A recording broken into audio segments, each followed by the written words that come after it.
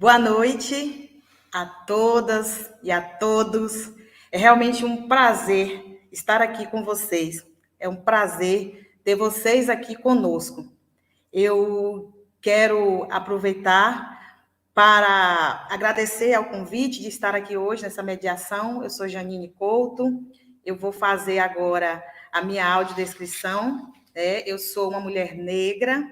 Eu estou usando cabelos trançados até o centro da cabeça, com detalhes dourados. Estou usando uma blusa estampada, óculos também de armação dourada, o batom vermelho. Ao fundo da minha tela, que tem uma parede branca.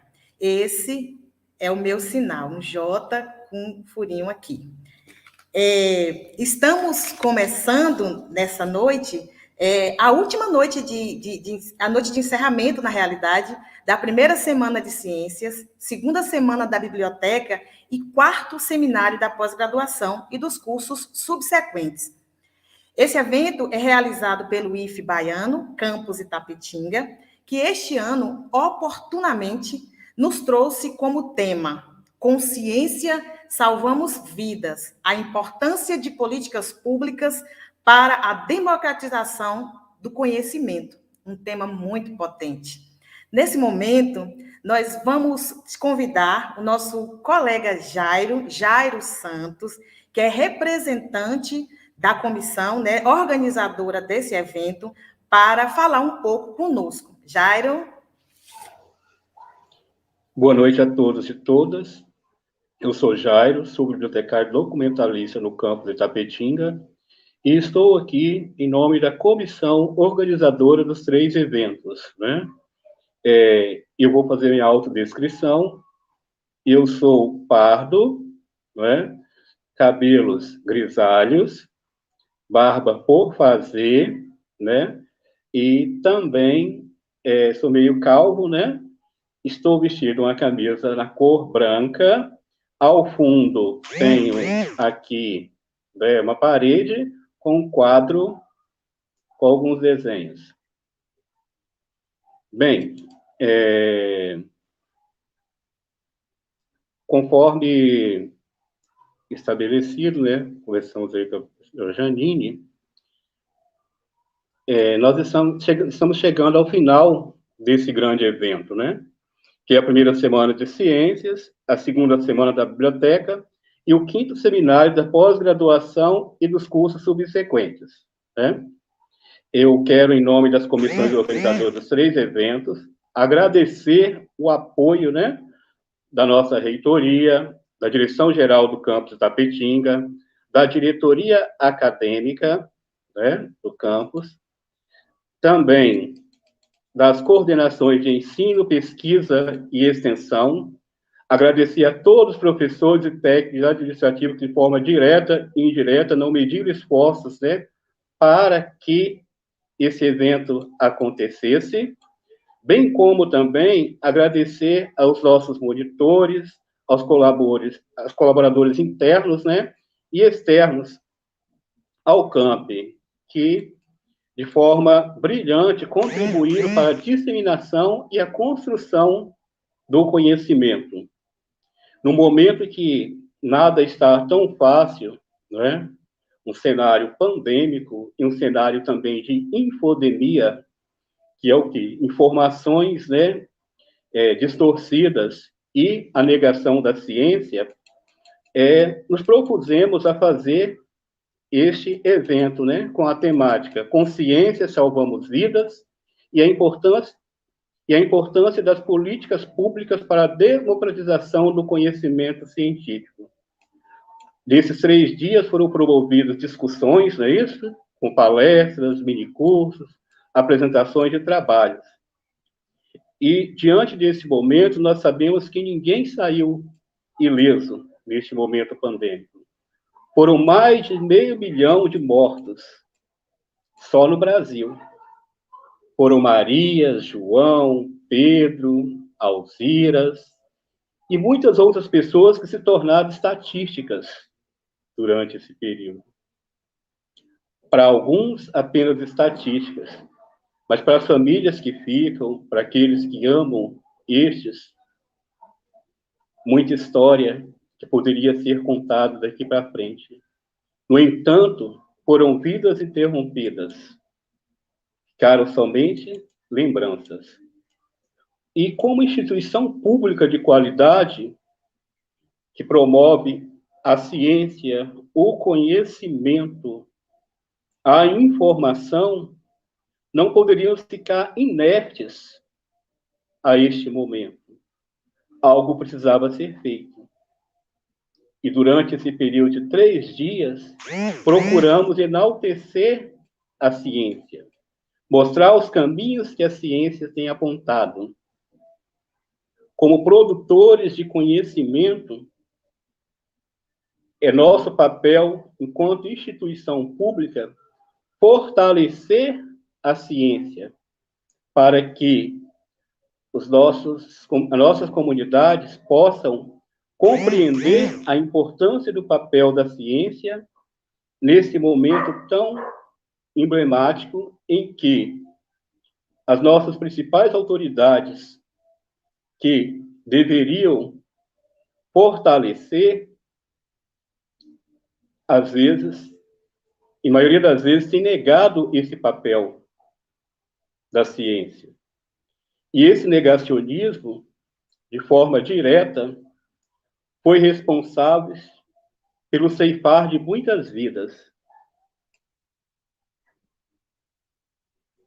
Assim sendo, enaltecendo o papel da ciência enquanto ator propulsor em favor da vida, e através das discussões apresentadas, abre-se possibilidades para a democratização da ciência em tempos de pandemia.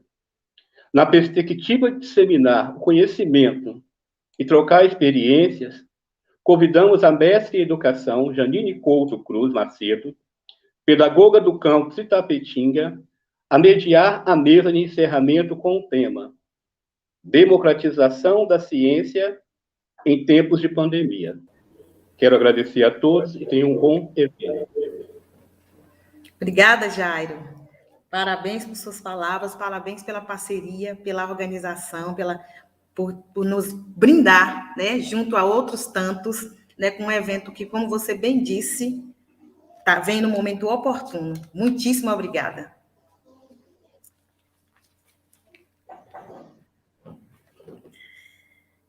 Durante esses 3 dias, como Jairo bem disse, tivemos a oportunidade de ampliar os nossos conhecimentos sobre ciência, vida, democracia, autonomia dos institutos federais, desinformação nas redes sociais, já falamos sobre Paulo Freire, dentre outras tantas temáticas.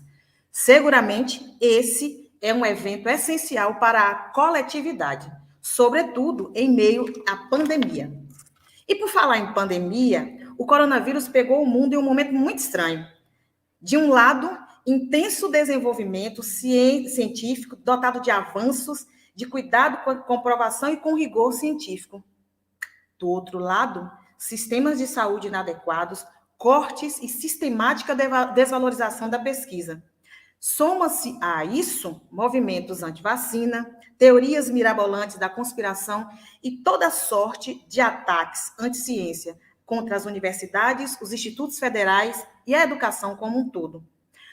Pasmem, de repente, parte da população que até pouco tempo entregava seus filhos, sua mãe, seus parentes mais queridos aos cuidados da ciência, através da vacinação, por exemplo, agora, inexplicavelmente, passaram a quase dançar com a doença e com a morte.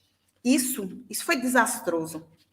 O coronavírus nos provou que definitivamente não é só uma gripezinha, evidenciando ainda com mais riqueza de detalhes a violência, o racismo, toda sorte de desigualdades sociais. Mostrou também a necessidade de que o Estado, por meio de políticas públicas, assuma a sua responsabilidade.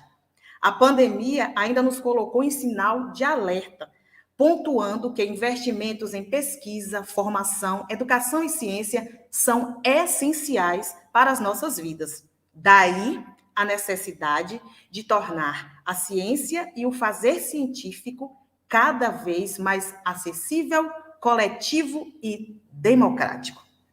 Assim, nessa noite de encerramento do nosso evento, traremos como temática a democratização da ciência em tempos de pandemia, com a presença, do professor Gúbio Soares Campos. O professor Gúbio Soares Campos, que maravilha, que prazer, professor, estar aqui com o senhor. Possui doutorado em virologia pela Universidade de Buenos Aires. Atualmente é farmacêutico da UFBA e professor de microbiologia. É coordenador do Laboratório de Virologia do Instituto de Ciências da Saúde, pela UFBA. Tem experiência na área de microbiologia, com ênfase em virologia, atuando principalmente nos seguintes temas: rotavírus, CAEV, norovírus, dengue, HPV e chikungunya. O nosso professor Gúbio também é o descobridor do Zika vírus no Brasil, em 2015, na cidade de Camaçari, aqui na Bahia, além de desenvolver pesquisas em Oropoche e, claro, o SARS-CoV-2, o Covid-19. Professor Rubio, novamente reitero o prazer do IF Baiano de recebê-lo conosco. Seja muito bem-vindo, sinta-se à vontade, a palavra é toda sua. Obrigado. Quero agradecer o convite das pessoas envolvidas na coordenação, os professores, a professora Camila, que ela fez mestrado e doutorado aqui no nosso laboratório, sob a orientação da professora Silvia Sardi. Eu quero agradecer a todos, pelo convite. Para mim é um prazer sempre poder falar de ciência, que é uma forma de nós instruir a nossa sociedade. Bom, eu tenho alguns poucos slides para mostrar e depois continuarei falando. Eu acho que os slides já estão disponíveis, para que as pessoas possam entender um pouco do que eu vou falar. Eu acho que quem é que vai disponibilizar os slides, por favor? Que eu já compartilhei.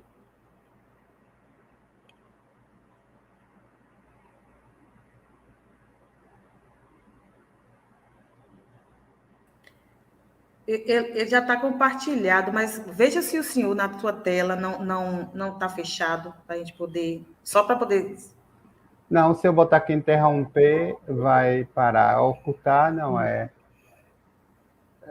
Deixa eu ver. Deixa eu ver uma coisa aqui, peraí. Compartilhar, compartilhar, compartilhar. Deixa se está minimizado, é bom colocar maximizado. Deixa eu ver. Não. Deixa eu ver. Tela cheia. Deixa eu ver aqui. Tá vendo aí? Não, agora? Não. Ah, peraí. Agora, compartilhar. Agora foi, não?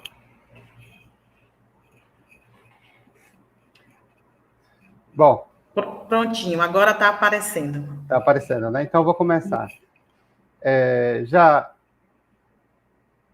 Já que o tema esse é um tanto quanto difícil de se falar, mas eu só tenho 5 slides, depois eu saio dos slides. Democratização da ciência em tempos de pandemia. Então, eu coloquei aqui uma pequena definição. O que é democracia? Governo em que o povo exerce a soberania. Sistema político em que os cidadãos elegem os seus dirigentes por meio de eleições periódicas. Isso é democracia. Bom, falando sobre democracia, vamos dizer, os cientistas, eles que trabalham na história, foi uma opção de vida, mesmo quando os regimes na Idade Média eram contra, na Idade Antiga, desde Aristóteles, na filosofia, todos sofreram pressões do Estado pelas suas novas ideias. Então, é uma opção de vida quando você se dedica à história, à filosofia, ao ser um cientista de uma maneira geral. Então, eu queria falar um pouco assim sobre a origem e a história das vacinas. É interessante que na China, já em 1787, já se encontrava, né, uma forma de se vacinar as pessoas. O que eles faziam? Naquela época tinha a varíola, né? A varíola matou milhões de pessoas no mundo. O que eles faziam já em 1787? Eles pegavam a pessoa sobrevivente que estava com a varíola secando, aí tirava aquelas escamas secas, né? E colocava em outra pessoa, raspando o local, né? Para poder aquela pessoa adquirir uma imunidade. Então, eles já tinham esse conceito já dessa época, né? Porque sabemos que a China, a medicina chinesa, a medicina muito antiga, então eles já tinham essa ideia de que você pegar algo de um paciente que sobreviveu com uma varíola, aquela pústula seca, você podia colocar em outro indivíduo, aquilo não causava doença, simplesmente você estava transmitindo o quê? Uma proteção. Isso era um conceito que eles tinham de proteger o indivíduo. Isso era uma técnica chamada variolação. Esses foram os primeiros, isso está nos estudos antigos das pesquisas sobre vacinas. Essa técnica visava prevenir a varíola, consistia em crostas secas em pó de uma pessoa doente com sintomas leves, que era inoculada pelo nariz das pessoas saudáveis para imunizá-las. Calcula que essa prática pode ter mais de 1000 anos de antiguidade, mas o primeiro registro foi encontrado em vários relatos no século XVI. Isso é muito importante. Para a Academia Americana de Pediatria, né, a era da vacina foi iniciada pelo médico Edward Jenner. Né? O britânico observou que as pessoas que ordenhavam vacas e contraíram a varíola bovina estavam protegidas contra a varíola humana. Existe a varíola bovina, né? Se conhece, se sabe da sua existência.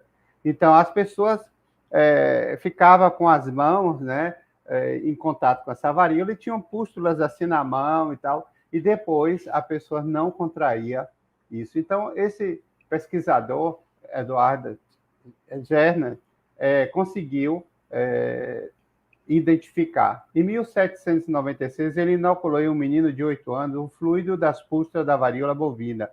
E quando posteriormente injetou o vírus da varíola humana, a criança não se contagiou e nem teve sintomas. Então, isso aí foi o primeiro experimento realmente de vacina, todos dados crédito a esse grande médico pesquisador.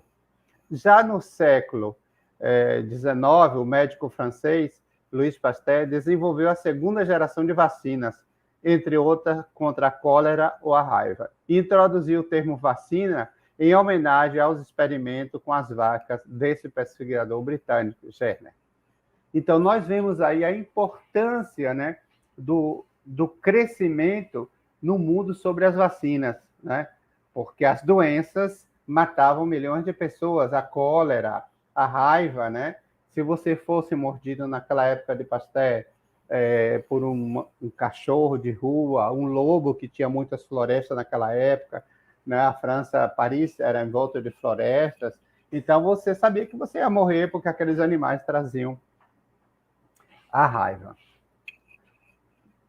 Desde então até nossos dias, as vacinas têm permitido prevenir dezenas de infecções diferentes.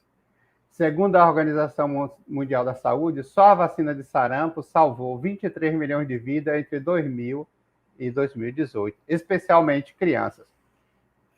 Veja como é a importância. O sarampo matava milhões de pessoas. Quando eu era estudante, né, de farmácia, né, já nos anos 1980, 81, nós víamos crianças serem internadas, né, com doenças ainda como sarampo, e morriam porque o sarampo debilitava o organismo, aí vinha a pneumonia, a criança já era uma criança de filhos de baixa renda, as pessoas passavam fome, toda uma cadeia de processos, o sarampo fazia a festa naquela época e matava milhões de pessoas. Além disso, destaca-se que com o programa de vacinação adequado, seria possível evitar que 24 milhões de pessoas caiam na pobreza em países de vias de desenvolvimento, embora a imunização com vacina evite entre 2 e 3 milhões de mortes ao ano. Ainda existe quase 20 milhões de crianças em fase de amamentação no mundo sem acesso às vacinas básicas, né? As vacinas são ferramentas poderosas, efetivas e econômicas para prevenir as doenças, as mortes e a pobreza. Então, eu vou interromper o compartilhamento para que eu possa conversar um pouco. Bom, o nosso laboratório fala um pouco sobre a nossa experiência da democracia, da pesquisa, da ciência. O nosso laboratório foi fundado por mim e a professora Silvia Inês Sardia. Ela também tem doutorado em virologia, ela é veterinária e é professora, coordenadora aqui junto comigo do laboratório de virologia. Nós montamos esse laboratório com muita dificuldade, né, nos anos 2000, mais ou menos, um pouco antes, 1999, mais ou menos. E as dificuldades eram grandes, eram praticamente iguais às de hoje, onde não tínhamos recursos para começar a fazer nada. Levamos 2 anos sem publicar um trabalho, com muita dificuldade, persistimos na luta e começamos a trabalhar em projetos de virologia com animais, porque era mais fácil conseguir recursos na área de veterinária aqui no estado da Bahia. Na época, contamos com o apoio da Secretaria de Agricultura do governo do estado, era o governador Paulo Souto, e várias pessoas, assim, amigas, começaram a nos ajudar a montar o laboratório, né? E daí por diante fomos ampliando com alunos de iniciação, mestrado, doutorado, e aí fomos formando pessoas. Bom, então, o nosso laboratório sempre teve uma visão minha e da professora Silvia de formar pessoas, contribuir para que a sociedade desfrute desse conhecimento, já que laboratório de virologia como o nosso, com pessoas que trabalham com vírus especificamente, fazendo cultura de células, isolamento de vírus, aqui na Bahia, nós somos provavelmente o pioneiro e único, né? Porque existem outros laboratórios que trabalham com AIDS, com vírus HTLV, mas nós trabalhamos com a gama de vírus e fazemos isolamento, produzimos reagentes, anticorpos monoclonais para alguns diagnósticos. Bom, o que aconteceu foi que em 2015, os senhores têm uma ideia, surgiu uma enfermidade onde as pessoas ficavam com o corpo marcado, vermelho, coçava, aqui em Camaçari. Então, as notícias eram ruins, porque as pessoas acusavam a Embasa da água contaminada, acusavam que existia alguma coisa rara nessa doença, bom, e não se chegava a um diagnóstico. Então, através de um médico infectologista, nós conversamos, que é o doutor Antônio Carlos Bandeira, que é infectologista, e lá em Camaçari, na Clínica Santa Helena, ele me disse que tinha umas 300 pessoas na emergência para ser atendido com os mesmos sintomas, febre, dor de cabeça, coceira no corpo, e todos se queixavam dos olhos ardendo.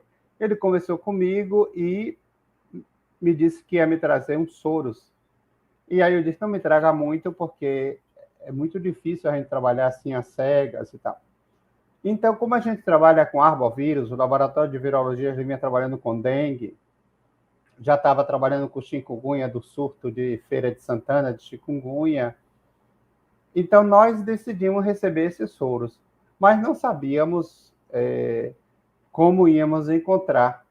Então, passamos a buscar todos os arbovírus possíveis, né, que a gente tinha aqui no laboratório, ferramentas para dar o diagnóstico.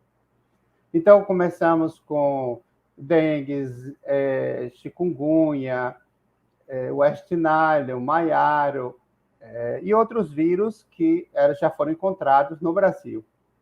Bom, depois de um mês de trabalho exaustante, não tínhamos resultado nenhum para dar. Por último, eu tinha feito uns primers, né, uns iniciadores para diagnóstico de Zika vírus, e tinha guardado isso.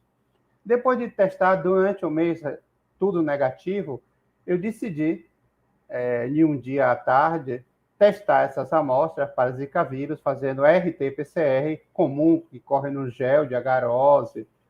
Bom, e é bastante desgastante.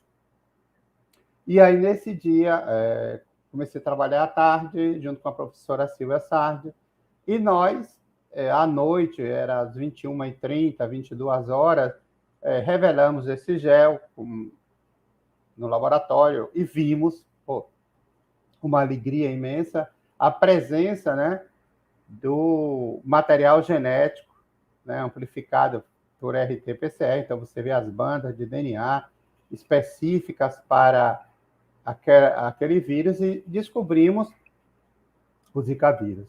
Informamos as autoridades no Ministério da Saúde, divulgamos a eles telefonaram no outro dia, o representante pedindo informações técnicas de como isso tinha sido descoberto. E nós informamos durante 1 hora esses resultados. E nós descobrimos que no Brasil, no Nordeste do Brasil, Recife, no estado de Pernambuco, havia um surto muito grande, no Maranhão, Piauí também, e eram classificados como dengue, né? Então, mas eles não tinham resultados de dengue, eles diziam, os pesquisadores, o Ministério, que era uma dengue atípica. Depois nós informamos que era Zika vírus, então aí começou a se esclarecer. Não foi fácil, a ciência não é fácil, e muita gente nos criticou, saiu notícias falsas contra a gente, dizendo que nós tínhamos inventado o vírus, que não existia Zika vírus, que era uma mentira nossa. E dias depois, 3 dias depois, nos telefonaram do Ministério da Saúde, o diretor nacional de epidemiologia nos ligou, pedindo a nós que, por favor, nós doássemos algumas amostras que foram positivas para nós, para que eles pudessem também trabalhar, porque nós éramos o único laboratório no Brasil que tínhamos amostras comprovadamente positivas, e eles não duvidavam, mas precisavam mandar para organismos internacionais e brasileiros para confirmar. Era assim que eles funcionavam. Então, selecionamos 5, 6 amostras e mandamos. Enviamos, eles vieram buscar com toda a biossegurança, levaram para Belém do Pará, e 15 dias depois, o ministro Quioro, na época, disse que o Brasil tinha Zika vírus. Só foi possível dizer isso porque nós descobrimos. Então, isso é ciência, isso é democratizar a ciência, é distribuir o conhecimento em benefício do povo, né? Porque, afinal de contas, a Universidade Federal da Bahia ou qualquer instituto, ele é mantido por impostos do povo. Então, o povo tem direito a que muitas dessas descobertas sejam aplicadas em benefício do povo. Então, nós informamos imediatamente as autoridades e garanto aos senhores que nenhuma dessas autoridades, na época, em 2015, nos procurou para beneficiar o nosso laboratório. Isso não ocorreu. Mas chegando em novembro, dezembro daquele mesmo ano, começou a nascer crianças com microcefalia. E nasceram muitas crianças.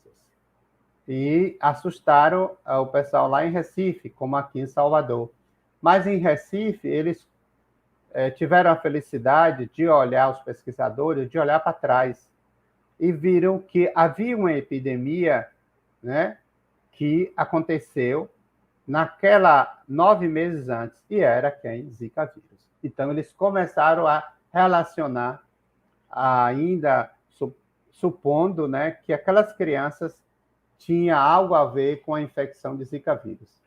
E, a partir daí, começou-se a corrida para se provar como esse vírus penetrou nessas crianças. Aí foi feito pesquisa com líquido amniótico, começou as pesquisas em animais de laboratório, as fêmeas eram infectadas, depois ficavam prenhas e nasciam os filhotes com problema de microcefalia.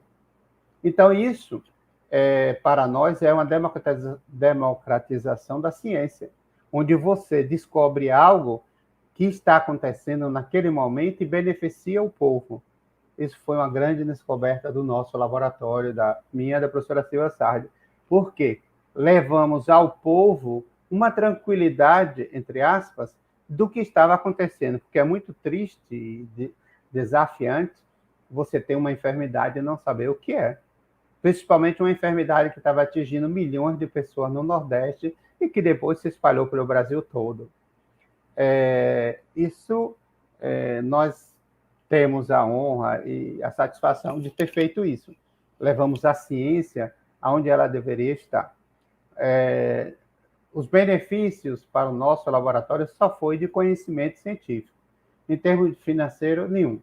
Naquela época, outros grupos que eram ligados à política central do governo federal tiveram benefícios muito grandes de recursos financeiros.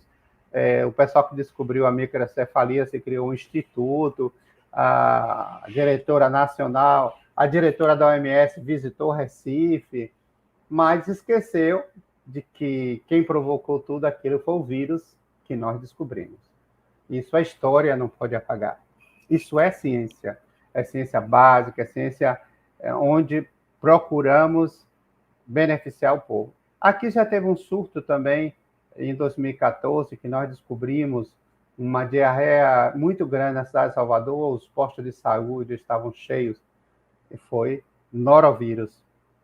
Então, o nosso laboratório vem contribuindo para a sociedade, levando conhecimento, tudo que a gente descobre e que é de importância, eu divulgo, principalmente eu, né? A doutora Silva não gosta muito de aparecer na televisão, eu apareço, falo e mostro o que é que está acontecendo. Com o norovírus também foi a mesma coisa, um surto muito grande, mais de 5 mil pessoas na cidade de Salvador, nos postos de saúde, com diarreia. Chikungunya também fizemos trabalho para a Feira de Santana. Bom, aí veio agora 2019, dezembro de 2019, onde começa uma infecção na China e que vai se espalhando pelo mundo inteiro.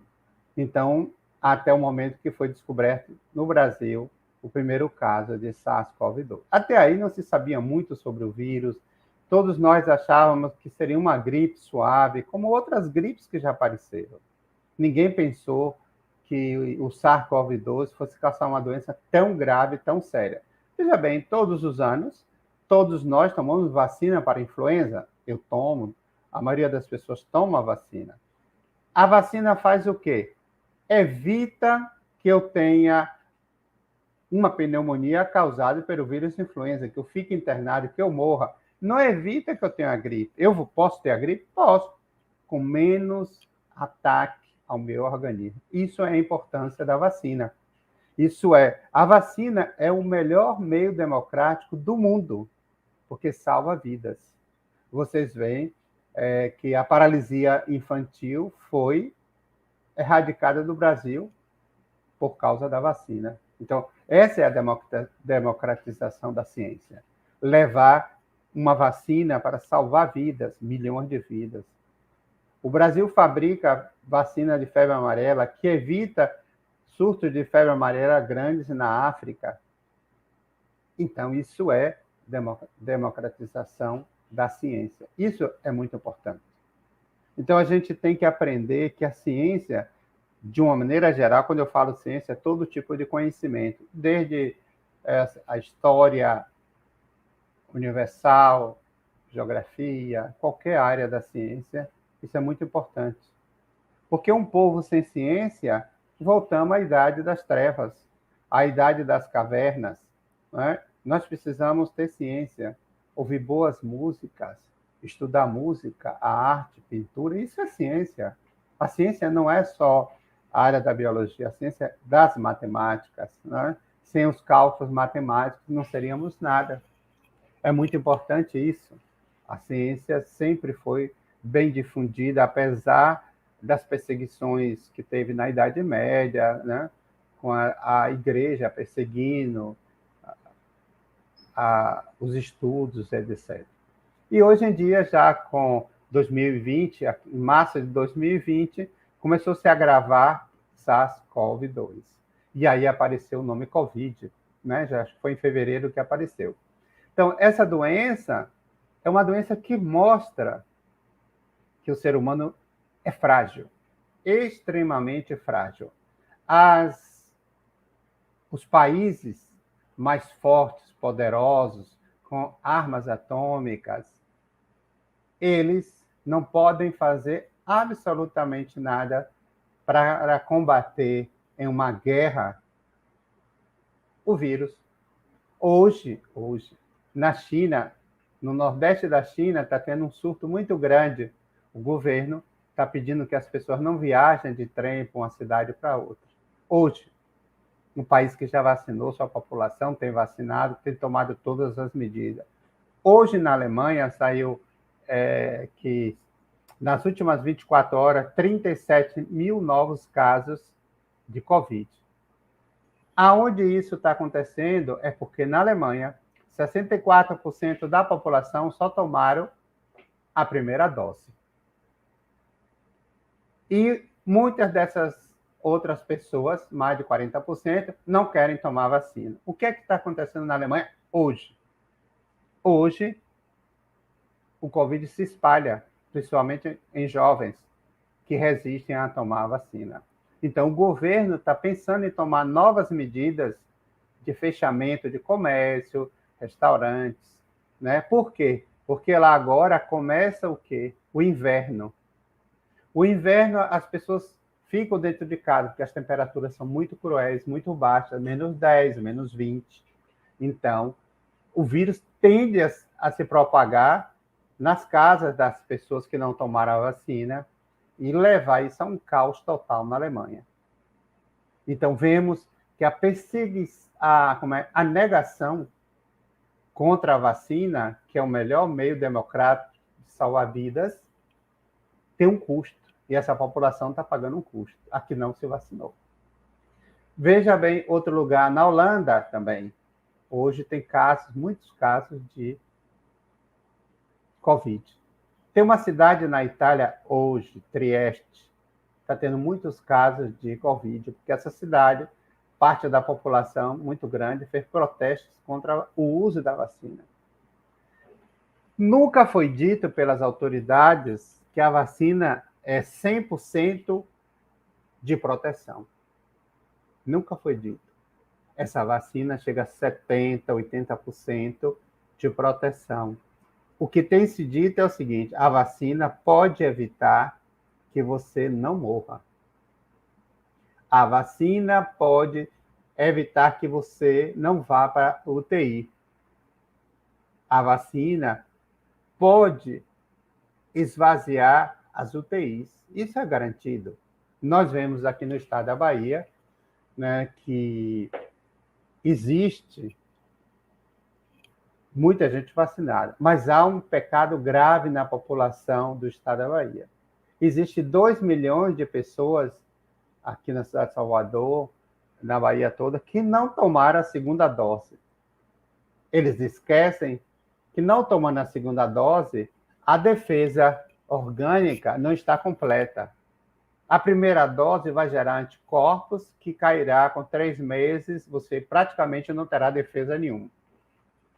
E o que vai acontecer é que você vai adquirir o vírus, esse vírus vai aprender, através de suas células, que existe uma vacina contra ele, ele vai aprender, vai passar informação genética e vai gerar futuras gerações de vírus resistente àquela vacina que aquele indivíduo tomou. Esse é um dos comprometimentos que pode ser que aconteça.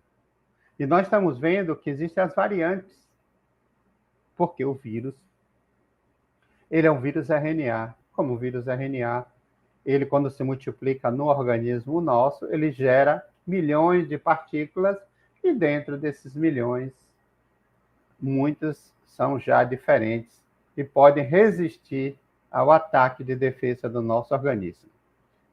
Nós vemos o Brasil, hoje, sofrendo muito com a perseguição, vamos assim dizer, contra as vacinas, contra a ciência.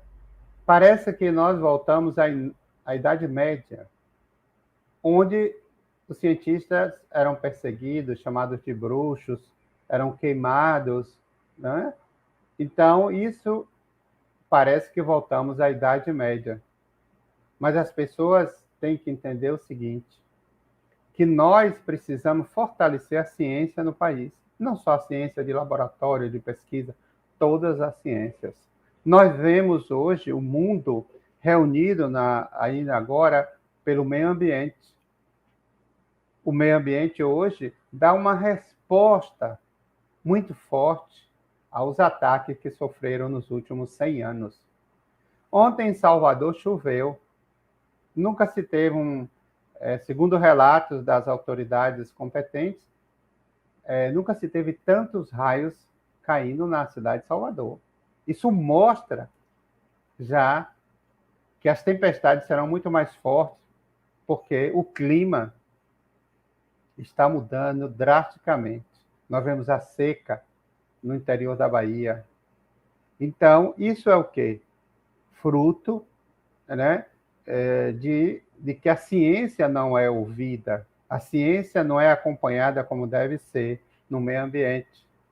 Nós vemos que doenças como o Covid cresceu muito, existem 600 mil mortes no país. Nós precisamos ouvir os cientistas de todas as áreas, para podermos viver melhor no planeta. Se nós não ouvirmos os cientistas, aqueles que podem contribuir para que a população viva melhor, nós sofreremos as consequências, porque quando o clima muda, ele muda. Ele não vai lhe perguntar se muda ou não, ele vai mudar, e as consequências virão para o ser humano. Nós vemos esse vírus, que existe uma controvérsia muito grande, e talvez um dia a gente saiba a verdade de como esse vírus surgiu na China. Existem várias teorias, várias hipóteses, então, que nenhuma delas ainda comprovou realmente o surgimento do vírus.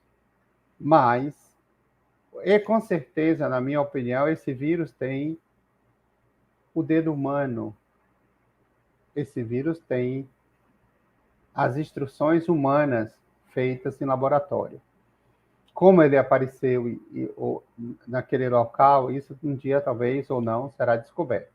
Mas não é um vírus que apareceu da natureza simplesmente assim e ganhou o mundo. É um vírus manipulado geneticamente, com certeza. E não sei como ele apareceu lá, nessa cidade, como foi e como não foi. Mas o que eu sei é que ele demonstra ao ser humano que o ser humano não é tão importante assim. Que o ser humano é frágil, que tem que pensar que podemos viver diferente com o amigo, com o irmão, com o pai, com a mãe, com a esposa ou não esposa, ou esposo, o que seja, o relacionamento de afetividade. Devemos respeitar o outro da forma que ele é, da cor que ele é e da religião que ele professa. Porque esse vírus, não importa, foi ser humano, ele infecta. Rico, pobre, presidente de um país, soldado do melhor exército do mundo, pode morrer. Nenhuma bomba atômica consegue matar esse vírus, porque ele se propaga no ser humano. Para ele deixar de existir, teria que a humanidade morrer. 7 bilhões de pessoas desaparecerem da Terra. Só assim você controla o vírus, mostrando realmente que nós, seres humanos, temos que pensar o que queremos, o que somos e para onde vamos. Que humanidade nós pretendemos no futuro ter na Terra. Não adianta você ir buscar Marte, porque você acha que vai destruir o planeta. Você tem que evitar a não destruir a sua casa. Você tem que modificar os seus hábitos. Então, a ciência mostra isso. É importante viajar no espaço, é importante. Desenvolvimento da ciência. Mas temos problemas mais graves aqui. É mudar os conceitos humanos de sociedade, o que representamos um para o outro. Nós temos que pensarmos assim, não somos uma formiga, não somos um elefante, somos Homo sapiens. Homo sapiens, somos humanos, não é? Somos humanos. E a espécie que eu vejo na minha frente é outro humano. Por que eu tenho que ser agressivo? Por que eu tenho que matar o outro? Por que eu tenho que destruir o outro? Por que eu tenho que tramar pela queda do outro no trabalho, na religião, em qualquer local? Porque nós mudamos o foco. O nosso foco é ganhar sempre. Esquecemos que somos seres humanos perecíveis. Então o vírus vem mostrar isso. Mostrar que somos humanos, frágeis. Que um vírus que a gente não vê, algo que a gente não vê, penetra em nosso aparelho respiratório pelo ar, respiramos, estamos infectados. E aí você não pode fazer mais nada. Você pode rezar e chamar por Deus para que salve a sua vida, porque as medicações não são tão boas assim. Então, nós temos que mudar a nossa forma de ser, a nossa forma de pensar e de agir como seres humanos na nossa sociedade. É isso que a ciência mostra. O vírus em si, ele pode ser vencido pela ciência e vai ser vencido um dia. Mas não agora, porque ainda não aprendemos a mudar a nossa forma de ser. Ainda queremos guerra, ainda queremos violência. Ainda você vê no Afeganistão, por exemplo, um povo sofrido, hoje está sofrendo mais. Você vê naquela região os ditadores, na África, ditadores matando pessoas e mataram pessoas. Então, nós temos que aprender uma coisa com o vírus. Somos frágeis. Temos que mudar a nossa forma de viver, de sentir e de agir na sociedade. Não adianta eu trabalhar aqui no laboratório e descobrir mutações. Isso é importante, para tratamento, vacinas, medicamentos. Mas temos que pensar que somos frágeis e que podemos viver de outra forma, uma forma mais humana. Somos humanos. É isso que esquecemos na nossa sociedade. Então, o meu interesse hoje, para terminar, foi falar um pouco, né, da ciência de uma maneira assim que eu trabalho, que eu faço aqui no laboratório. O meu objetivo de descobrir vírus é para contribuir que a sociedade tenha melhores benefícios. Não sou nenhum gênio de ciência, mas o pouco que eu sei, aqui na universidade, a gente tem lutado com todas as dificuldades que os senhores podem imaginar num país onde foi cortado agora 650 milhões de reais do Ministério da Ciência e Tecnologia, onde o governo fala mal da ciência, onde o governo fala mal da vacina, vem um bocado de fake news, várias mentiras sobre a vacina. Eu digo a todo mundo, vacine seu filho contra poliomielite, sarampo, cachumba e outras doenças que sempre eu fui vacinado toda a vida. Meus pais, eu me lembro, me levavam sempre para me vacinar. Tomei todas as vacinas possíveis naquela época, quando eu era criança.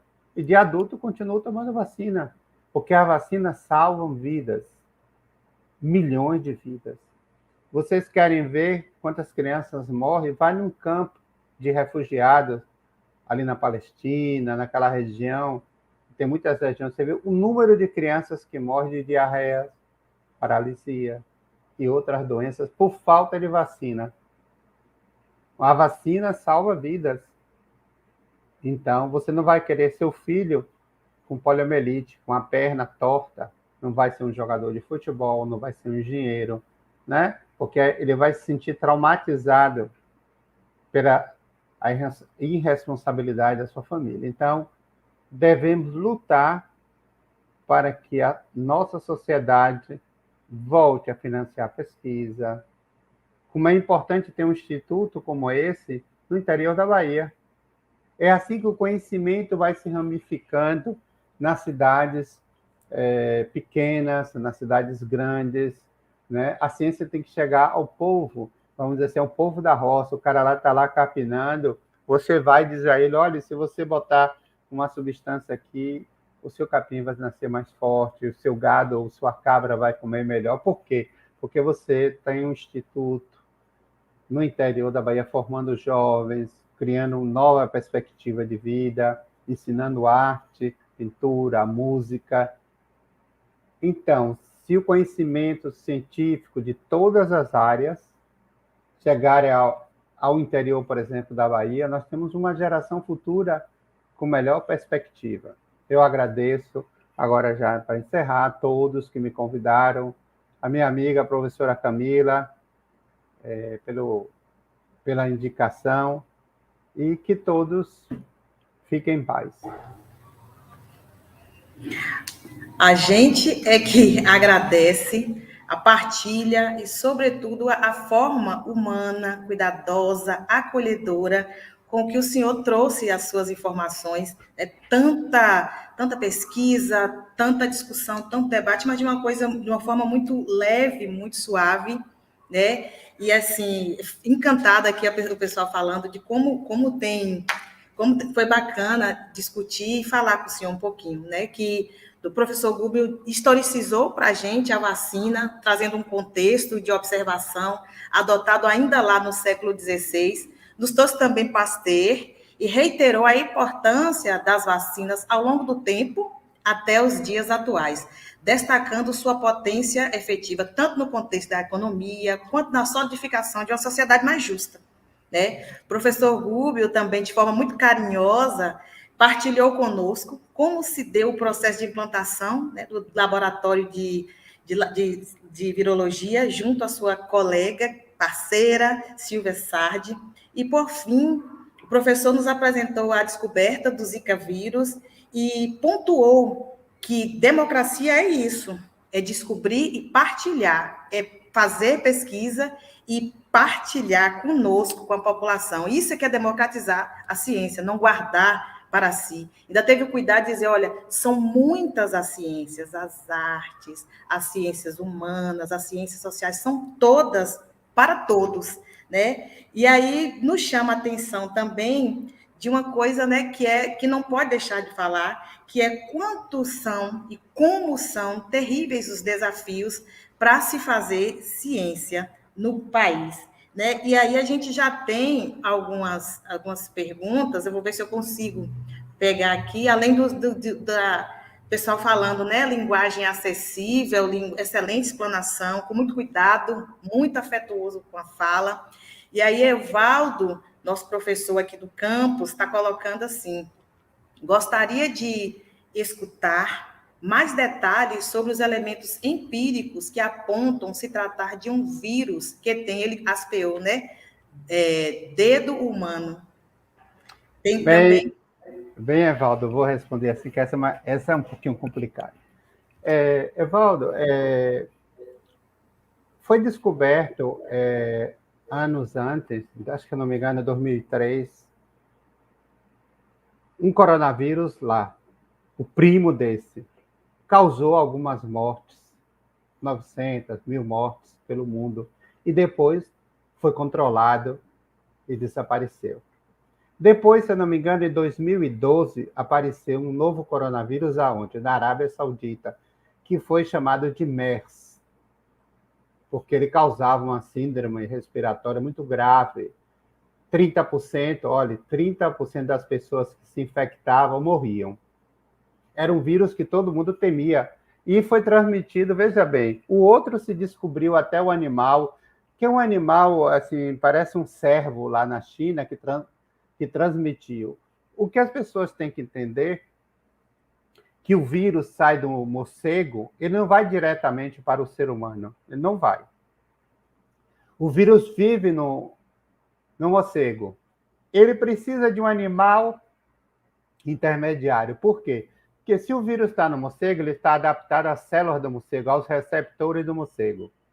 Então, quando ele passa para um animal, quando o morcego se alimenta daquele animal, se ele for hematófago, aquele animal vai ficar com o vírus vai tentar se multiplicar naquele animal, vai se adaptando às células do animal, procurando receptores celulares parecidos com o que ele tinha antes. E isso leva tempo, 2 anos, 3 anos, 4 anos, ali o vírus lutando naquele animal até que ele consegue sobreviver. Aí quando o ser humano mata aquele animal e vai comer aquele animal, e não cozinha bem, muitas vezes você come carne crua, existe esse hábito em alguns lugares, aí você se contamina.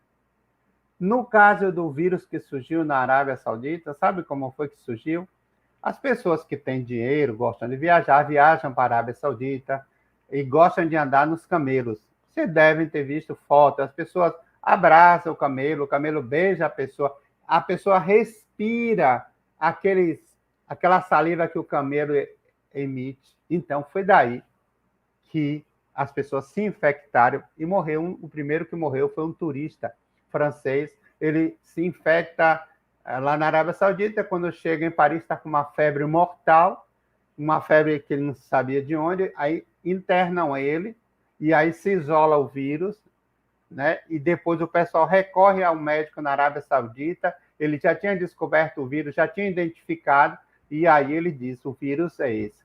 Ele chamou de MERS e foi transmitido. Bom, eu estou contando tudo isso para dizer que esse vírus MERS, por exemplo, matava 30% das pessoas infectadas. Matou 2.000 e poucas pessoas pelo mundo. Como é que esses dois conseguiram ser controlados? Repentinamente foram controlados e abafados. E, de repente, você tem um vírus que surge, teoricamente, numa feira de animais e passa a ser descontrolado. É muito estranho. Para um vírus ser tão resistente assim, você tem que trabalhar em cima dele geneticamente. Você tem que mudar as características dele genéticas e que não deixe marcas humanas. Você não pode usar enzima de restrição, você não pode usar determinadas coisas porque seria identificado. Você pode misturar. Esse vírus faz recombinação genética com outros parentes dele. Recombinação genética, você pegar 2, 3 vírus, botar junto, começar a infectar células, até, vai levar 3 anos, 4 anos, você fazendo isso no laboratório, você consegue. Não é tão complicado fazer isso em um laboratório fechado, nível 4. Pode ter acontecido um escape de vírus, pode ter sido alguém que fabricou e jogou. Então, tudo isso é uma que chama-se guerra biológica. Vai se provar isso? Provavelmente não. Porque quando se foi a equipe da Organização Mundial da Saúde investigar os fatos lá em Wuhan, depois de 1 ano, estava na equipe de lá o próprio pesquisador que trabalha, que é um americano, que trabalha com a mulher famosa chinesa, que é chamada Mulher Morcego. Ela é muito inteligente, competente, é a melhor mulher que trabalha isolando vírus no mundo. Se sabe disso. A pessoa que foi lá fiscalizar tem cooperação com ela. Então, há conflitos de interesse. Vai se provar isso? Não. Mas é estranho, muito estranho, que um vírus seja tão resistente assim às defesas humanas. Significa, na minha opinião, eu não posso provar, ao contrário, que ele é um vírus que surgiu em laboratório. Como ele apareceu na China, não sei. Eu não digo que foi o chinês que fabricou, eu não digo que o chinês que soltou, eu digo que ele apareceu lá. Como chegou lá, não sei. Mas que é um vírus que tem uma influência em manipulação genética humana bem precisa, e isso um dia espero que seja aprovado, porque até hoje, nenhum animal que eles disseram que era o animal intermediário foi provado? Ninguém conseguiu provar até agora. Obrigada, professor. Nós temos outra pergunta aqui da professora Isanete, né? Está aí na tela. Quais os impactos diretos sofridos pelos laboratórios científicos com os cortes orçamentários de financiamento das pesquisas? Professora Isanete Marques, veja bem, eu vou lhe contar como eu comecei a trabalhar com Covid, com diagnóstico. Quando começou em fevereiro, eu comecei a ficar desesperado porque não tínhamos dinheiro para comprar nenhum reagente. E comecei a pensar e conversei com uma amiga minha, a doutora Clarissa Matias. Ela é oncologista, uma pessoa que já ganhou prêmio internacional, é do grupo de oncologia forte desse país, ela é baiana, da cidade de Salvador, e ela é minha amiga. Então, eu conversando com ela, ela disse, qual é o problema que você não começou bem a trabalhar com isso? Isso lá em fevereiro. Eu disse, Clarissa, veja bem, eu não tenho dinheiro. Eu tenho um orçamento para comprar isso, os básicos. Eu expliquei a ela tudo, né? Aí ela disse, você precisa de quanto? Eu disse, 30 mil reais, eu acho que daria para eu começar a comprar alguns reagentes para começar a fazer diagnóstico. Aí ela disse, você não consegue de jeito? Eu digo, não, o governo do estado da Bahia, a FAPESB não está financiando nada, a gente não tem dinheiro do governo federal, né? E esse tipo de pesquisa é cara, é muito caro. Então, ela chegou, comentou com uma amiga dela, colega e sócia do Núcleo de Oncologia da Bahia, né? E comentou com médicos, amigos, e com amigos da rua dela, onde ela mora, né, que são pessoas com poder aquisitivo alto. Comentou com algumas pessoas, e uma pessoa também, um empresário, viu eu dar uma entrevista e comprou, por exemplo, avental, touca, propé e luva, mandou me entregar aqui. Nunca soube o nome dele direito, ele mora na Paralela. Então, ele comprou 5 mil reais de material descartável, gastou do bolso dele, não foi da empresa, do bolso dele. E a doutora Clarissa Matias, com seu grupo de médicos e amigos do Núcleo de Oncologia da Bahia, e vizinhos do prédio dela, do prédio que ela mora, ali na Vitória, e da rua que ela mora, ela falou com várias pessoas e disse, como podemos lhe ajudar? Eu disse, olha, eu não posso tocar em dinheiro, eu sou funcionário público. Eu não quero ser preso depois por ter pego o dinheiro e depois vão dizer que eu usei para mim. Eu lhe dou o nome das empresas que eu compro, o que eu quero de reagentes, que são importados, são americanos, deu o nome das empresas, os representantes e o que eu queria. Então, eles entravam em contato com a empresa que eu dizia, a empresa passava o orçamento para eles. Nessa brincadeira, compraram para mim, o grupo liderado por ela, 60 mil reais de reagentes. 60 mil. Colocou, o material chegava aqui no meu laboratório, eu assinava que eu recebi na nota fiscal e pronto. E as empresas recebiam o dinheiro lá, vinha o nome da pessoa na nota fiscal, com CPF, com tudo, eu assinava que eu recebi. Então, com esses 60 mil iniciais, eu comecei a trabalhar com o diagnóstico de Covid. Então, eu estou lhe mostrando que o orçamento, desde o início, nunca existiu. Nunca existiu. Então, eu prestei serviço, eu fiz exame para o Couto Maia, pertenci durante algum tempo, depois disso, à rede baiana, liderada pelo LACEN, fiz muitos exames, muitos mesmo. Ao Couto Maia eu fiz 3 mil exames, por exemplo, ao LACEN fiz outros tantos, fiz e comecei a prestar serviços, daí surgiu o dinheiro. Prestar serviço gasto, graças a esses 60 mil que ela conseguiu com seu grupo. Então, até o mês de junho, até quando a pandemia já estava em alta, assinamos um convênio com a FAPEX, que todo mundo conhece da área acadêmica. A FAPEX assinava convênio, por exemplo, eu prestei serviço ao Hospital Português, a Cardiopulmonar, tudo pago. Então, eu dizia, fiz tantos exames, o valor é tanto.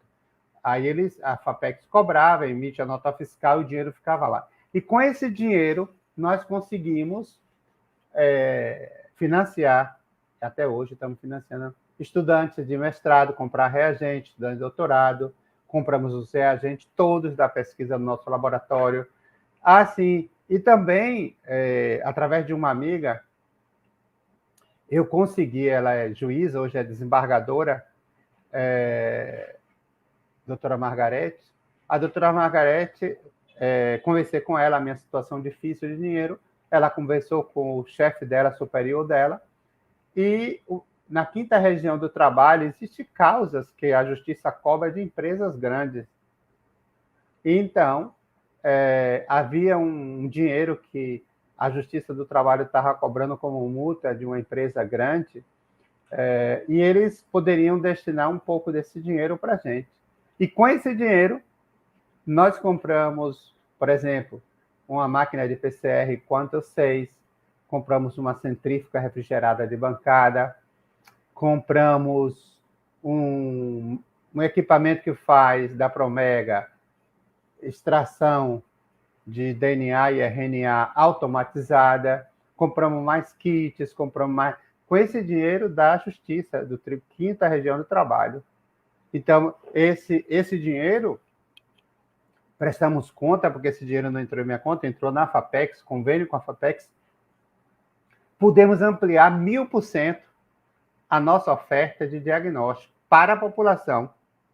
Todas as pessoas, todas, sem exceção, que nos procura através do laboratório de imunologia, que fica aqui no térreo do professor Roberto Meia, que presta serviço ao SUS, ele tem um laboratório de prestação de serviço. Então, através desse laboratório, as pessoas fazem a coleta de suave, as amostras vêm para mim e eu faço o diagnóstico de graça para as pessoas que não podem, que não é de clínica particular. Então, até hoje fazemos, já fiz estou fazendo para a Salina das Margaridas, para a prefeitura de lá, vários funcionários da UFBA, estudantes que querem voltar aos estágios hoje, precisam fazer esse teste. Faz aqui de graça. Graças a todo esse pessoal que nos financiou, mas não foi o governo federal, estadual, que colocou dinheiro aqui. A dificuldade continua. Se a epidemia está acabando, eu tenho menos recursos. Essa é a verdade. Eu já penso em 2022 como vai ser, porque eu não vou ter mais a pandemia para trabalhar, para conseguir recursos. Então, a gente tem que pensar como sobreviver em 2022, porque o dinheiro da ciência não existe nesse país, né? Nós estamos sofrendo com o dinheiro. Obrigada, professor. A gente já está quase caminhando para o finalzinho. Lembrando, gente, que logo após o encerramento aqui da fala como professor, nós teremos um momento cultural com nossa amiga querida estudante Ivne Thaís, e também aproveitar para agradecer aqui Karine, Sara e Lilian, né? São as intérpretes que estão acompanhando a gente na noite de hoje. E aí, para encerrar e já para poder, né, a gente já caminhar para essa parte, dessa segunda parte, que é a parte final, e a gente vai seguir para o momento cultural, o senhor trouxe muito, e aí a própria professora Isanete, na sua pergunta, também fez uma colocação interessante, né, de como é difícil fazer ciência num contexto de tanto negacionismo, tanta dificuldade, né, inclusive para a gente poder fazer, experimentar e experienciar essa democratização da ciência tem sido bastante difícil, justamente por conta dessas posturas, né? E eu queria que o senhor colocasse para a gente como é que a gente justifica, o senhor trouxe um histórico aí, trouxe também, falando um pouco de a quantidade de pessoas, de crianças que morrem pela ausência da vacina, e a gente tem outras tantas manifestações de produções científicas em várias áreas, e a gente experimenta isso, né? E todo mundo experimenta isso. Como é que a gente justifica a adesão de tantas pessoas, né, de uma boa parcela de pessoas, a posturas tão cruéis e até anti-ciência, mesmo quando a gente consegue demonstrar, e aí o senhor está aí, é um exemplo disso e tantos outros, de que a ciência é essencial para a nossa vida. Como é que a gente consegue justificar isso? E aí, muito na sequência, quais seriam os encaminhamentos possíveis, né, que a gente pode adotar para a gente arrefecer e até cuidar para que essas pessoas mudem posturas tão contrárias à ciência que acabam que prejudicam demais, né, e atingem outras tantas áreas. Como é que o senhor poderia nos ajudar nisso? Veja bem, é uma coisa complexa. Por exemplo, você tem o governo do estado da Bahia, né? Esvaziou muito a FAPESP, né? Já vinha esvaziando, esvaziou muito. Sendo um governo do PT, da esquerda, que deveria lutar pela ciência no estado da Bahia. Enquanto isso não acontece. Então, você vê que é difícil convencer a qualquer pessoa que a ciência é muito importante. Porque ele sabe que ele precisa se eleger no próximo ano, indicar alguém para eleger. Então, a construção de hospitais, escolas, fábricas, e tudo isso dá voto. Fomentar a ciência não aparece tanto nos jornais. A própria sociedade agora está aprendendo com a pandemia que ciência é importante. Porque o cientista é visto como um cara louco lá no seu laboratório inventando coisa pela sociedade. Mas hoje em dia a sociedade vê que a ciência é muito importante para gerar vacinas, medicamentos, para salvar vidas. Então, os políticos agora vão ter que pensar duas vezes em tentar desarticular institutos de ciência. Como é importante você ter um instituto como esse no interior da Bahia. Você está levando conhecimento. A forma hoje de fazer agricultura no interior mudou, porque há conhecimento agropecuário, como criar um animal melhor, como fomentar isso. Tudo isso é ciência. Então, a gente precisa convencer a nossa sociedade, o indivíduo que vai votar no deputado estadual, no vereador, que ele precisa ter um prefeito que pressione o seu governador para fomentar que as universidades, os institutos, possam ter pesquisa. Porque a pesquisa, no final da história, beneficia quem?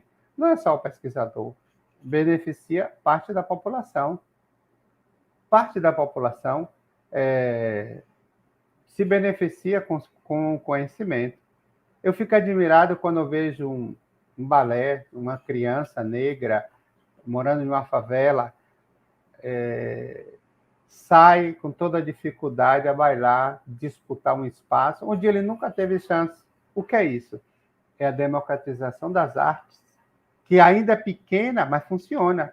Você vê uma menina negra que vai para o Japão e ganha medalha de ouro, ganha medalha de prata, ganhou novamente medalha de ouro e medalha de prata no Mundial. Quando você viu isso? Né? Uma jovem negra morando na favela, né? Hoje em dia, eu não gosto muito do termo comunidade, porque isso é uma coisa muito política, dizer assim, fulano mora na comunidade, que é muito bonito dizer, fulano mora na comunidade. Não muda as características do ambiente. Não muda, na minha opinião. Então, o que muda é você ir lá, né? É você botar um posto de saúde, uma escola digna, né? Você melhorar a rua que o indivíduo mora. Eu conheço os bairros de Salvador, porque eu já fiz pesquisa de dengue pegando mosquito em Coutos. Nunca me aconteceu nada, parava meu carro como estudante, vestia meu jaleco, nenhuma pessoa de lá do bairro foi lá com a arma dizer que eu não entrava. De maneira nenhuma. Eu ia com a agente de saúde, entrava no bairro, perguntava o que é que o senhor veio fazer aqui. Eu digo, vem ver se sua casa tem um mosquito da dengue. Capturava o mosquito da dengue, voltava lá, dava informação. Eles ficavam contentes. O homem me disse uma vez, um senhor estava mexendo uma massa na porta da casa dele, que estava batendo uma laje assim. Ele disse, é a primeira vez que eu vejo um pesquisador vir aqui para prevenir, porque só vem aqui quando a doença se instala. Eu digo, não, mas a gente pode começar a mudar o ambiente. Ensinar ele que aquela rua não pode ter água empoçada, que na casa dele não pode ter um tanque de água lá aberto. Então, a gente falar com as pessoas se sensibilizam. Então, a gente tem que continuar batendo na mesma tecla, e a pandemia veio mostrar que o Brasil precisa de ciência de todas as áreas. Hoje você tem uma atriz como Fernanda Montenegro, né, na Academia de Letras. Você tem mulheres lutando hoje por uma sociedade mais justa. Você tem mulheres negras, brancas, azuis, amarelas, lutando, né, por uma sociedade melhor, para que sua filha passe por melhores momentos. Então, hoje, a ciência tem uma visão melhor na nossa sociedade. Eu acho, confio que vamos sair da pandemia com a população acreditando na ciência. Que bacana, viu?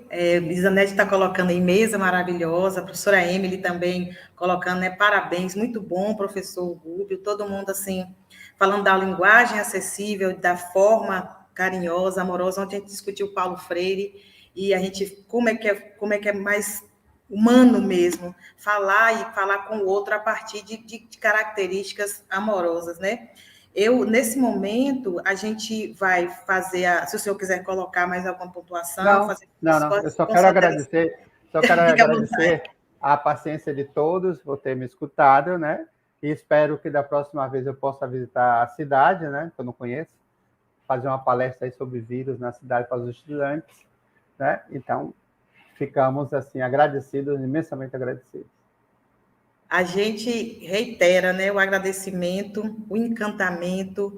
Tenho certeza que desde o dia 3, passando por ontem, dia 4, hoje, o dia todo de atividades e uma mesa de encerramento muito potente, com falas que nos tocam e nos alcançam profundamente, né? Trazer essa coisa da ciência, achei muito importante o senhor fazer essa colocação. A gente vai, como diz a história, né, vai ter que aprender a conviver com a necessidade, mais do que nunca, da ciência. Se a pandemia trouxe alguma coisa, né, de lição, além de tantas outras, ela trouxe essa fala, né, que o senhor traz aí para a gente. E agora, né, reiterar novamente aí os agradecimentos também à Lília, à Karine, à Sara, né, pelo cuidado com a inclusão também, que são em pequenos gestos, em grandes gestos, que a gente vai construindo essa fala que o senhor trouxe tão bem, é que a gente vai abrir agora, né, curtir um pouquinho o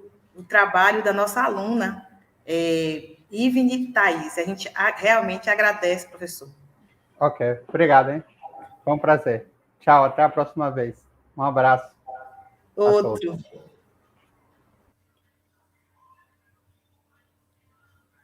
Vamos curtir agora a Ivne Thaís.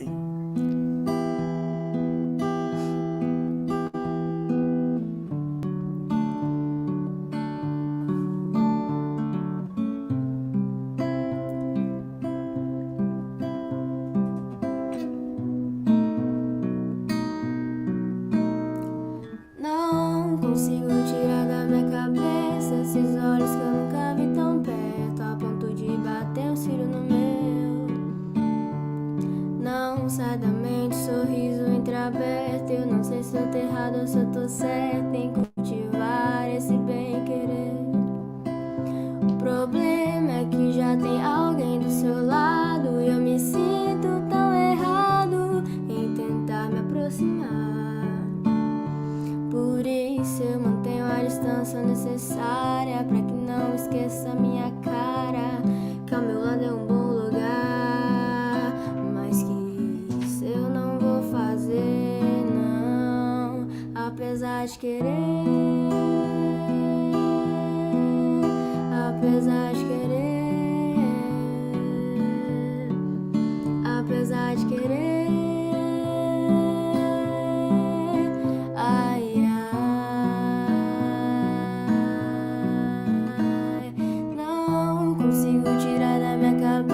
Esses olhos que eu nunca vi tão perto, a ponto de bater um cílio no meu.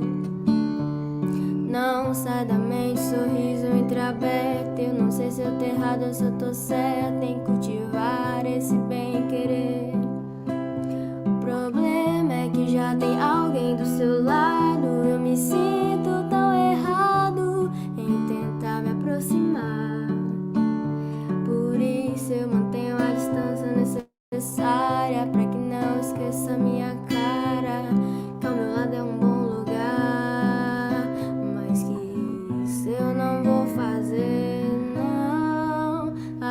apesar de querer,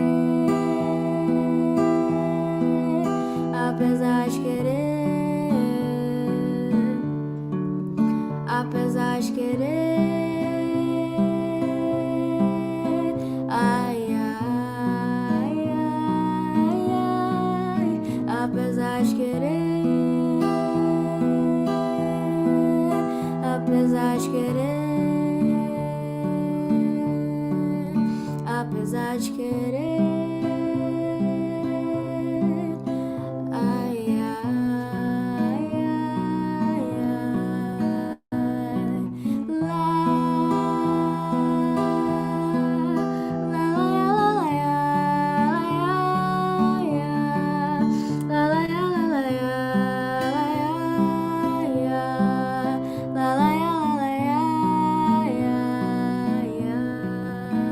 apesar de querer.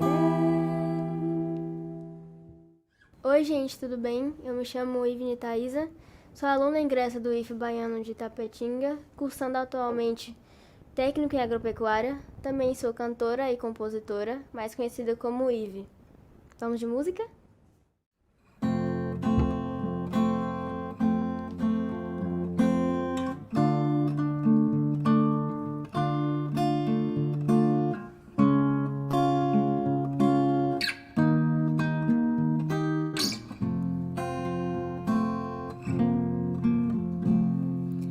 Deixa pra lá, que de nada adianta esse papo de agora não dá. Eu te quero agora, não posso nem vou te esperar. Esse lance de um tempo nunca funcionou pra nós dois. Sempre que der, mande um sinal de vida de onde estiver dessa vez. Qualquer coisa que faça eu pensar que você está bem, ou deitada nos braços de um outro qualquer, que é melhor do que sofrer de saudade de mim como eu tô de você. Sabe o que? Essa dor eu não quero pra ninguém no mundo. Imagina só pra você. Eu quero é te ver dando volta no mundo indo atrás de você. Sabe o que? Rezando pra um dia você se encontrar e perceber que o que falta em você sou eu.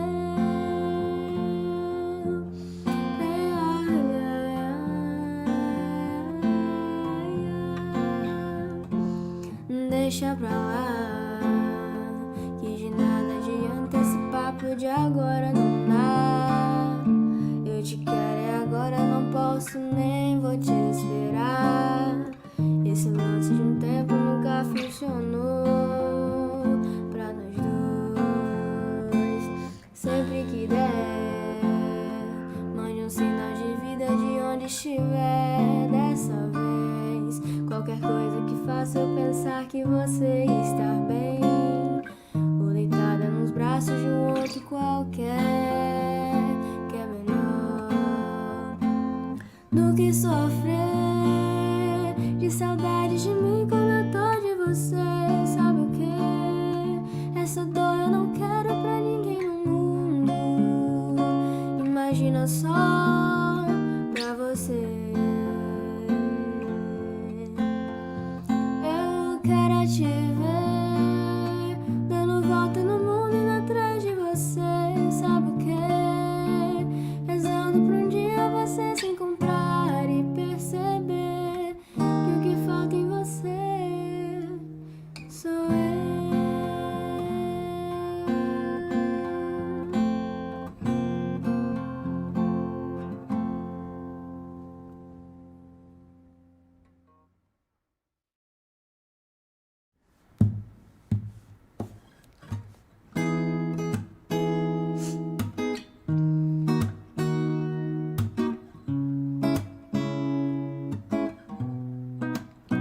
Como que eu vou dizer pra ela que eu gosto do seu cheiro, da cor do seu cabelo, que ela faz minha pupila dilatar. Eu quero dizer pra ele que a rima fez efeito. Agora pensa o dia inteiro, só ele faz minha pupila dilatar. Pa para para pa, pa para para pa pa para pa. Sabe, depois que eu te conheci, ficou difícil de viver. Fico aqui imaginando coisas com você. Viu? Nosso sonho é parecido. Será que isso é obra do destino? Pensando bem, contigo até comigo, como que eu vou dizer pra ela que eu gosto do seu cheiro, da cor do seu cabelo, e ela faz minha pupila dilatar. Eu quero dizer pra ele que a rima fez efeito. Agora penso o dia inteiro, só ele faz minha pupila dilatar. Pa para para pa pa pa para para pa para pa. Faz de conta que eu te conheço bem. Quero algum atalho pra lhe convencer. A gente se combina, só você não vê. Mas eu vejo, ensaio no espelho pra tentar ligar. Invento mil acasos pra te esbarrar. Por aí não sei o que eu faço, eu quero mais de ti. Como que eu vou dizer pra ela que eu gosto do seu cheiro, da cor do seu cabelo, e ela faz minha pupila dilatar. Eu quero dizer pra ele que a rima fez efeito. Agora penso o dia inteiro, só ele faz minha pupila dilatar. É bom demais querer alguém, e é você que eu quero, e é você.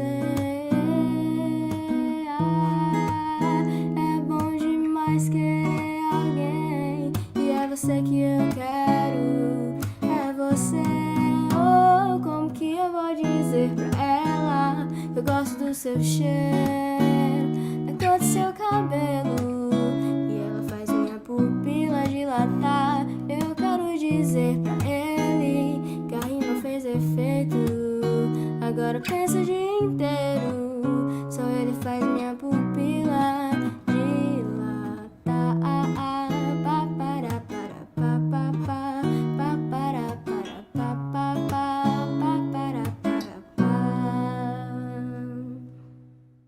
Primeiramente, eu quero agradecer ao Instituto Federal Baiano Campus Itapetinga e toda a coordenação envolvida nesse evento, que me deu a honra de estar participando desse momento cultural. Quero agradecer também ao meu produtor Tiago Mota, que sem ele nada disso estaria acontecendo, e agradecer a vocês que estão aqui até agora, me ouvindo e participando desse evento. A próxima música que eu vou cantar é de minha autoria e se chama Redação do Enem. Recentemente foi lançada nas plataformas digitais e você pode ouvir onde, a hora que quiser e quando quiser. Aproveite e me siga no Instagram, @ive_oficial, e fique por dentro de todas as novidades. Redação do Enem.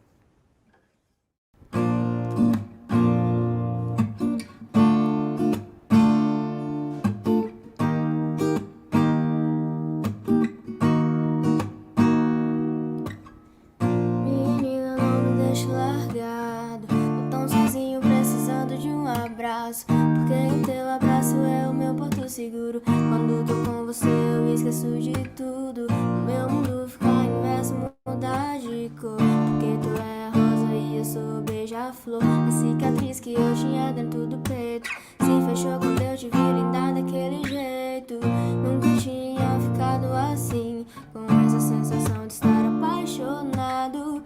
Será que me enganei ou me iludi? Ou será que me emocionei por estar do teu lado? Toda vez que eu te olho, teus olhos me